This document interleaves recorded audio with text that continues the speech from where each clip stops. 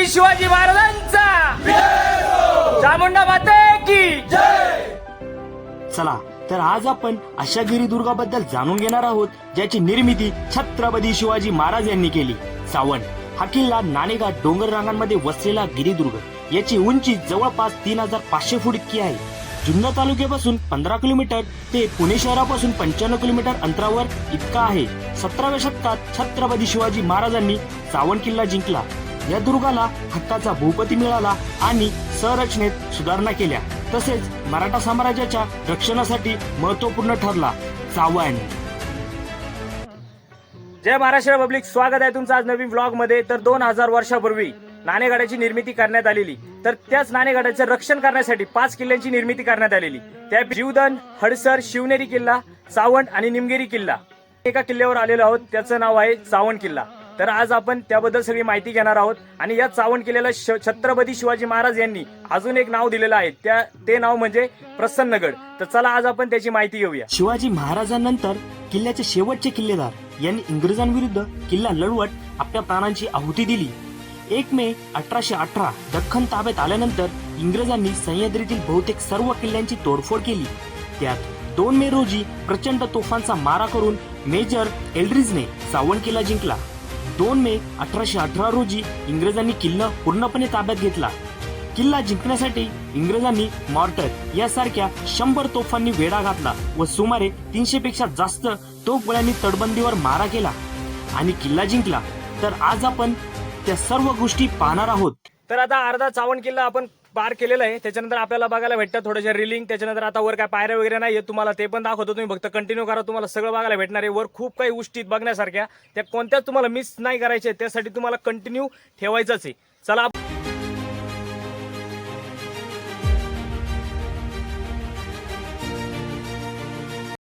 तर काय एवढं जास्त रिस्की नाहीये, तुम्ही बघू शकता। कारण इथे रिलिंग्स असल्यामुळे काही एवढं इश्यू येणार नाही आपल्याला चढायला, पूर्णपणे निवांत चढायचं इथे।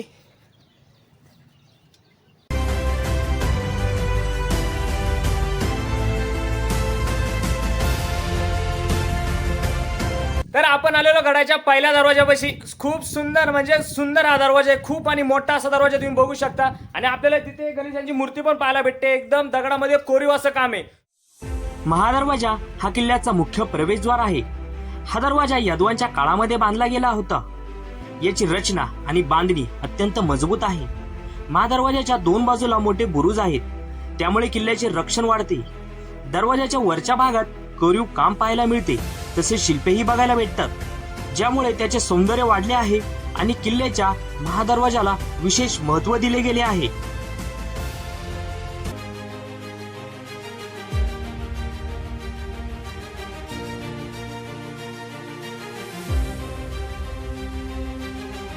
तर काही वर आल्यानंतर आपल्याला काही प्रवासी भेटतात, ते खूप लांबून आलेले, तर त्यांच्याकडून आपण थोडंसं जाणून घेऊया तर किल्ला कसा होता, कसं त्यांना वाटलं।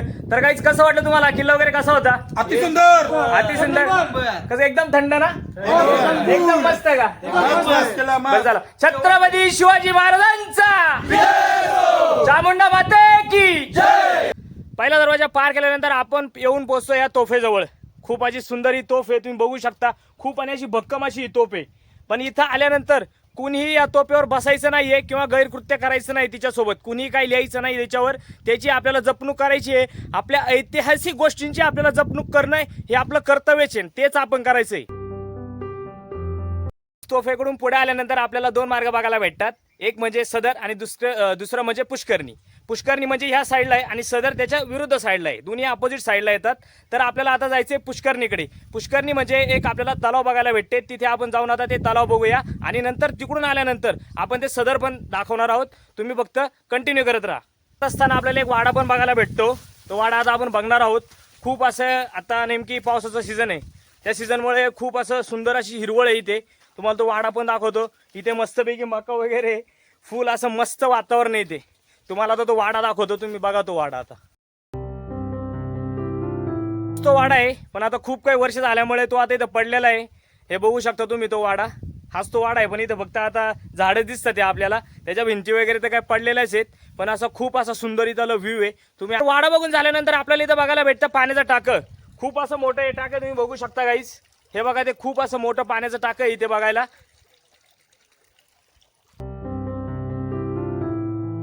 तर गाईज हेच आहे ते पौराणिक शौचालय, जुन्या काळचं शौचालय. बघू शकता तुम्ही, खूप असं युनिक शौचालय बोलू शकतो आपण त्याला.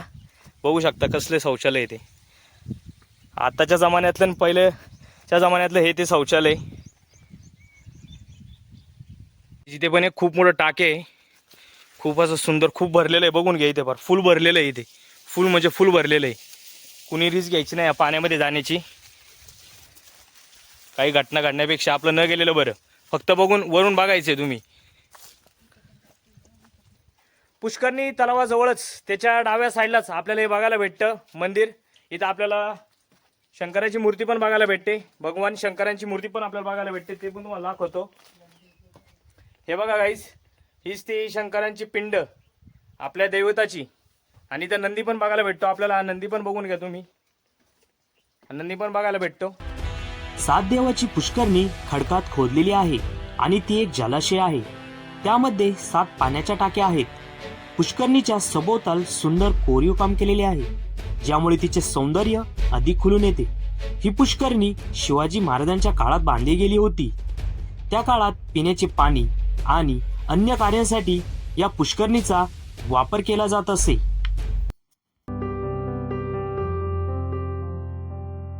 पुष्करणी पाहिल्यानंतर आपल्याला जायचं आहे सप्तमातृकाकडे. सप्तमातृका म्हणजे या किल्ल्याचं वैशिष्ट्य. तिथं आपल्याला 7 टाके बघायला भेटणार आहेत. खूप असे भव्य ते टाके आहेत. या किल्ल्याचं वैशिष्ट्यच ते. तर आपण तिकडे पण जाणार आहोत. तर चला आपण निघूया तिकडे. आणि इथून तिकडे जात असताना किंवा किल्ल्याकडे कुठे पण जात असताना टोटली इथे दगडी पांगवलेले आहेत. म्हणजे जिथून जायचे तिथून दगडी पांगवलेले आहेत. इकडे चिखलच आहे, म्हणजे झाडे झुडपे आहेत. पण आपल्याला जिथून जायचंय तिथून टोटली दगडीच आहेत. त्याच्यामुळे काही इश्यू नाही. इकडे आल्यानंतर बिंदास तुम्ही येऊ शकता. आलोन एकटा सुद्धा येऊ शकतो इकडे ट्रेकिंग करण्यासाठी. तर चला आता जाऊया आपण त्या सप्तमातृकाकडे. चला.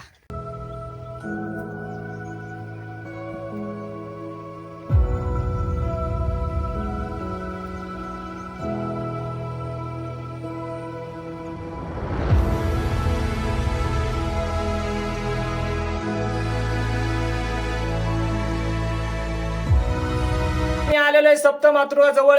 त्या टाक्यांजवळ 7 टाक्यांजवळ. त्या 7 टाक्यांजवळ जाण्यासाठी हा इथून मार्ग आहे. पण आता तो पाण्याने भरगच्च भरल्यामुळे काय आज जाऊ नाही शकत. पण आपण तुम्हाला वरून दाखवणार आहे. मी पण वरूनच बघणार आहे. पण आता तुम्ही जर नेक्स्ट टाइम तर ऑफ सीझनला जर आले तर 100% तुम्हाला बघायला भेटेल. आणि आता पण तुम्हाला बघायला भेटणार आहे, पण पूर्णपणे खुली बघायला भेटणार नाही. तर तुम्हाला आता ते पण दाखवतो. बघू शकता हा दरवाजा फुल पाण्याने गच्च भरलेलं आहे ते.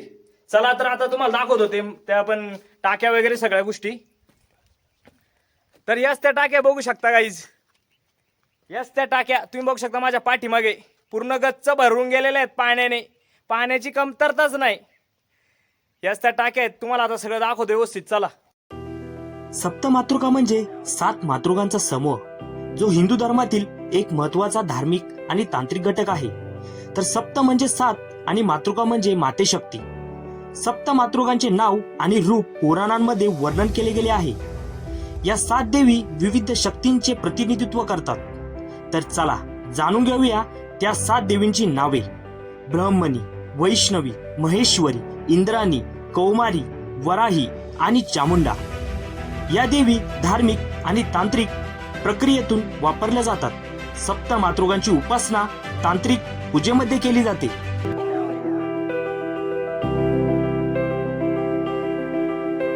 तर काही सप्तमातृका पाहिल्यानंतर आपण जाणार आहोत लेणी समूहाकडे. तर चला तुम्ही पण चला लेणी समूहाकडे. मी असं ऐकलेलं आहे खूप अशा छान त्या लेणी समूह आहे. तर चला आपण जाऊया आता तिकडे. या किल्ल्याच्या परिसरात 3 लेणी गुफा आहेत. तर जाणून घेऊया त्या गुफा.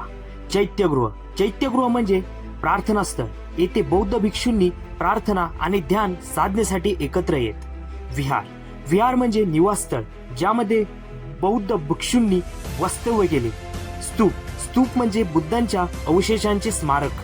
चावण किल्ल्याच्या लेण्यांमध्ये काही स्तूप आहेत, ज्यामध्ये त्यांचे धार्मिक महत्व आहे. आज चावण किल्ल्याच्या लेणी समूहाला भेट देण्यासाठी अनेक पर्यटक येतात. पर्यटक गुफांचा शांत आणि पवित्र वातावरणात अनुभव घेतात. लेण्यांचे रक्षण आणि संवर्धन करण्यासाठी स्थानिक प्रशासन आणि पुरातत्व विभाग काम करतात. लेण्यांच्या सांस्कृतिक जपणुकीसाठी विविध उपक्रम राबवले जातात.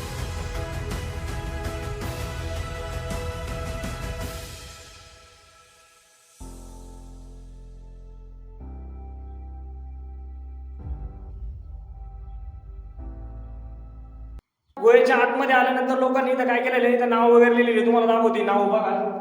तेव्हा तसं खराबी करून टाकलेली लिहून खडून. तसं काही करायचं नाही, कुणालाच खराबी वगैरे काहीच करायचं नाहीये. कारण मी लास्ट टाइम सुद्धा माझ्या ब्लॉग मध्ये हेच सांगितलेलं की कुणीही गड किल्ल्यावर खराबी करायची नाहीये, कुणीही काही लिहायचं नाहीये. तर लोक तेच करतात. मी सगळ्यांना बोलत नाहीये, फक्त जे लोक करतात त्यांनाच हे बोलतोय. आणि अजून एक गोष्ट, इथं लोकांनी आल्यानंतर ट्रेकिंगला आल्यानंतर इथं जेवण वगैरे बनवून मस्तपैकी जेवण वगैरे केल्यानंतर यांनी स्वच्छता केलेली बघू शकता. ही एकदम चांगली स्वच्छता केलेली. असंच सगळ्यांनी करायचंय, सगळ्यांनी असंच करायचंय, तरच आपले गड किल्ले स्वच्छ राहणार आहेत. ठीक आहे.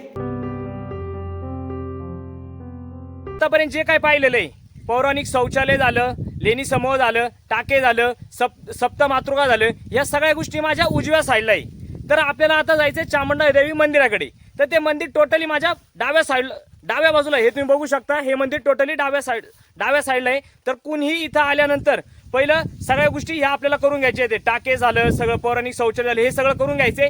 त्यानंतर आपल्याला जायचं आहे चामुंडा देवी मंदिराकडे. तर आता आपण जाणार आहोत चामुंडा देवी मंदिराकडे. तर तुम्ही पण यायचे. चला तर आपण ते बघूया. आणि इथं आल्यानंतर अजिबात या गोष्टी तुम्ही मिस करायच्या नाही, स्किप करायच्या नाही म्हणजे सोडायच्या नाही. ते सगळ्यांनी या गोष्टी पाहायच्याच आहे. तर चला आपण जाऊया आता चामुंडा देवी मंदिराकडे.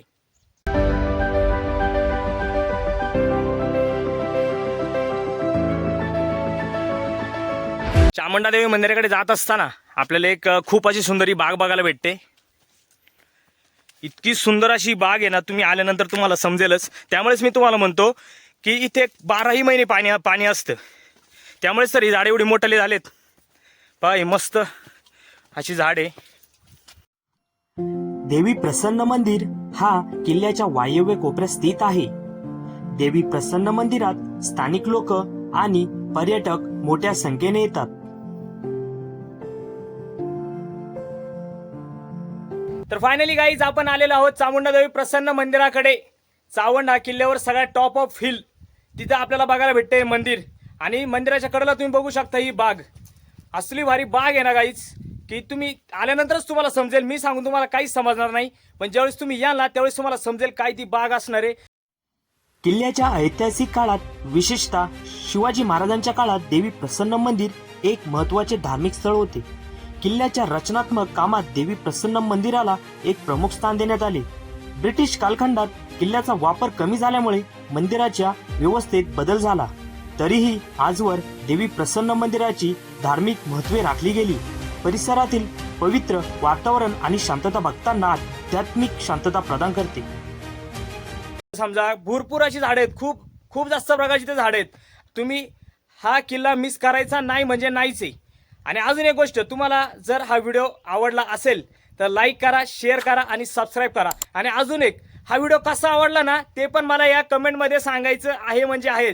आणि नेक्स्ट टाइम तुम्हाला कोणता किल्ला पाहिजे आहे ते पण सांगायचे, जेणेकरून मी नेक्स्ट टाइम तो सेकंड व्लॉग हा मी त्या किल्ल्याचा घेईल. ठीक आहे, नेक्स्ट व्लॉगमध्ये. तोपर्यंत जय महाराष्ट्र.